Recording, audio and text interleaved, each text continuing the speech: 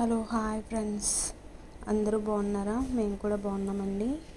ఇవాళ అయితే మేము ఫ్రైడ్ రైస్ చేయమందరం మా పాప ఫ్రైడ్ రైస్ చేస్తున్నాను.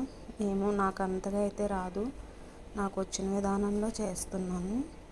అయినా మా 90 కిడ్స్ అయితే మాకైతే అప్పట్లో అయితే ఇటువంటి ఏముండేవి కాదండి. మాది పల్లెటూరే.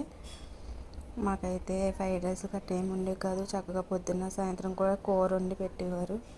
ఈ హైదరాబాద్ వచ్చిన కాడి నుంచి ఫ్రైడ్ రైస్లు, బిర్యానీలు, పానీపూరీలు ఎక్కడెక్కువ ఇవే అంటారండి. హైదరాబాద్ వచ్చాక లైఫ్ అంతా చేంజ్ అయిపోయింది.